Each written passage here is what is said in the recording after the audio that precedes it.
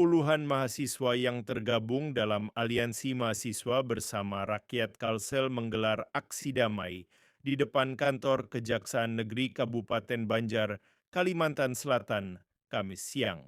Mereka datang untuk menyuarakan keadilan bagi kakek Kafi, seorang lansia berusia 74 tahun yang kini terancam masuk penjara dalam kasus sengketa tanah.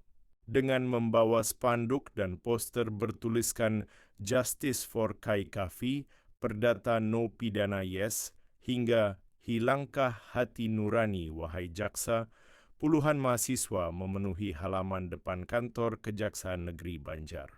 Aksi ini digelar sebagai bentuk solidaritas terhadap kakek Kafi yang kini harus menghadapi hukuman pidana 1 tahun penjara usai kasasi dari Kejaksaan Negeri Banjar dikabulkan Mahkamah Agung. Ironisnya, di hari yang sama, kakek Kafi seharusnya menjalani eksekusi berdasarkan surat pemanggilan kedua, namun yang datang justru barisan mahasiswa yang menyuarakan hati nurani. Perwakilan mahasiswa Florentino Mario, mereka menyatakan akan menerima permohonan dari mereka yang telah dibacakan. Mereka berharap keadilan dan hati nurani itu tidak hanya berhenti sampai di sini.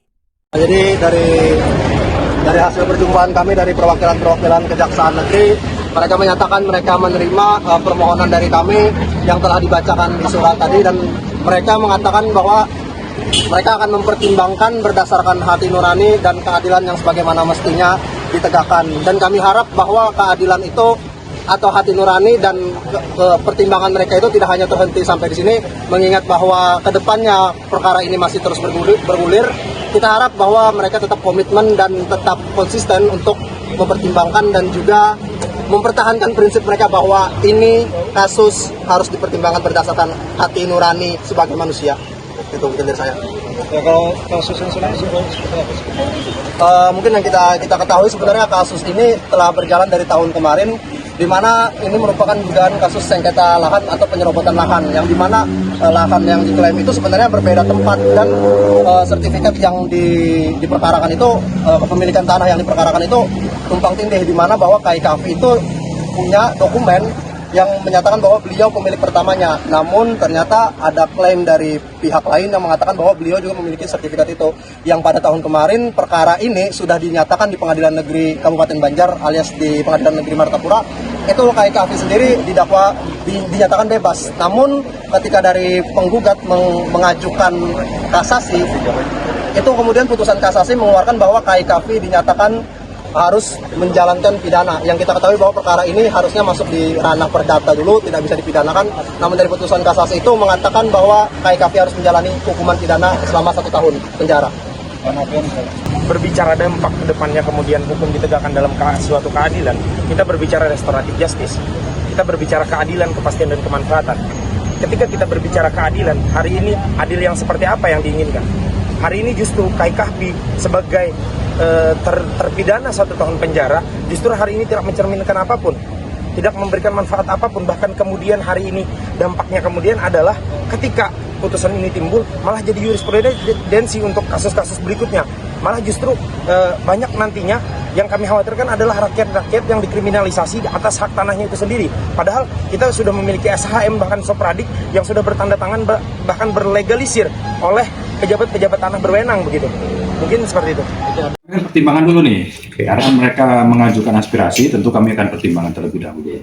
Siap, oke. Dengan pertimbangan terlebih dahulu. Ini untuk perkaranya ini limpahan dari Kejati ya Bang? Ya betul, jadi asal mula perkara ini adalah penyidikannya di Polda Kalsel, kemudian untuk tahap pra penuntutannya ada di Kejaksaan Tinggi Kalimantan Selatan, kemudian karena lokusnya atau tempat terjadinya tindak pidana ada di Kabupaten Banjar, maka penuntutannya dilakukan di wilayah hukum Kabupaten Banjar. Siap, terkait lokusnya di Kabupaten Banjar, untuk tempusnya kapan nih Bang? Tempusnya, nah itu karena mohon maaf karena saya baru 6 bulan di sini, jadi untuk detail tempusnya saya tidak menyatakan memiliki sertifikat yang lebih tua.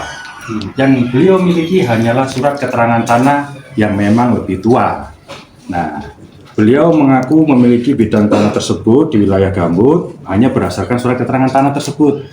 Nah, Kemudian beliau menjuallah kepada seseorang yang sebut saja A. Sebut saja A. Nah, terjadilah kesepakatan kalau tidak salah senilai 2 miliar waktu itu. Baru di DP sekitar 900 juta.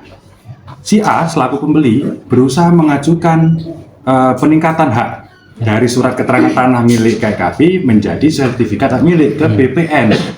Nah, ternyata oleh BPN ditolak karena pada objek yang letaknya tersebut ditunjukkan oleh KKV sudah ada sertifikat hak milik atas nama orang lain, ya kan? Perjanjian transaksi pertama ini ada PPJP-nya, perjanjian jual belinya ada.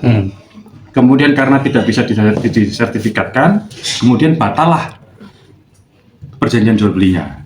Sehingga si pembeli pertama, si A, meminta kembali uang yang 900 juta tadi kepada KKV. Artinya KKV sudah mengetahui nih di tanahnya beliau yang beliau klaim ada suratnya tadi, surat keterangan tanah tadi, sudah ada sertifikat hak miliknya. Tapi beliau malah menjual kembali ke pembeli kedua senilai 5 miliar. Yang mana dari 5 miliar itu akan sebagian dipergunakan untuk mengembalikan uang milik pembeli pertama. Jadi seharusnya kalau ini pendapat pribadi saya secara yuridis, ketika KKV mengetahui tanah yang beliau klaim meskipun hanya menggunakan SKT yang beliau jual ke pembeli pertama dan sudah ada surat keterangan dari BPN menyatakan di tanah tersebut, di objek tersebut ada SHM-nya, beliau tidak boleh menjual kembali ke pembeli kedua. Gugat dulu perdata. KKV harus menggugat dulu perdatanya kepada pemilik sertifikat, nama yang ada di sertifikat. Kenapa beliau langsung menjual ke pembeli kedua? Ke A tadi, Bang. Ke B, ke B. Nah, itulah yang dianggap oleh Majelis Hakim Kasasi Mahkamah Agung menjadi niat jahat dari KKV. Ini sekali lagi saya ulangi ya. Secara mensreanya, Bang, ya. Mensreanya KKV menurut Majelis Hakim Mahkamah Agung yang bisa dipidana dan bukan merupakan perbuatan perdatanya. Tidak menempuh jalur perdata untuk memperjelas hak miliknya, malah menjual kembali ke pembeli kedua. Itulah kemudian Mahkamah Agung memutuskan kembali mengadili sendiri bahwasanya KKV dianggap memiliki mens rea, niat jahat, karena beliau mengetahui ada sertifikat hak milik, tidak melakukan langkah-langkah keperdataan, malah langsung menjual kepada pihak kedua, pembeli kedua. Jadi itu kronologis kenapa putusan tersebut dari PN tingkat pertama onslah, ya kan? Kemudian di Mahkamah Agung diperbaiki karena ada fakta bahwasanya KKV mengetahui di situ ada sertifikat tapi tidak menempuh jalur keperdataannya. Tapi beliau mengakui, Bang, bahwa emang tahu bahwa Ya harusnya tahu karena kan si pembeli pertama sudah mengembalikan nih. Kayak aku kada mau kada jadi kita jual beli. Ya kan karena kada bisa disertifikatkan. di sidang ada di Terungkap. Artinya niat Sidin yang menjual 5 miliar dan diakui oleh KKV. Ya terungkap di persidangan. Dan itu sebetulnya aliran dananya ada kemana-mana. Untuk pasal disangkakan apa, Bang? 385 ayat 1 KUHP. Penyerobotan lah, Bang. Penyerobotan tanah. Penyerobotan. Habis itu ada juntonya kemarin, Bang, di waktu sidang. Nah, itu atau dia alternatif Juntonya apa, Bang? 266 pemalsuan, Bang, ya. pemalsuan ya. Ancaman hukuman. 385 saya kurang paham. Dan Aksi sempat memanas ketika pihak kejaksaan meminta 3 orang perwakilan mahasiswa untuk berdialog di dalam kantor.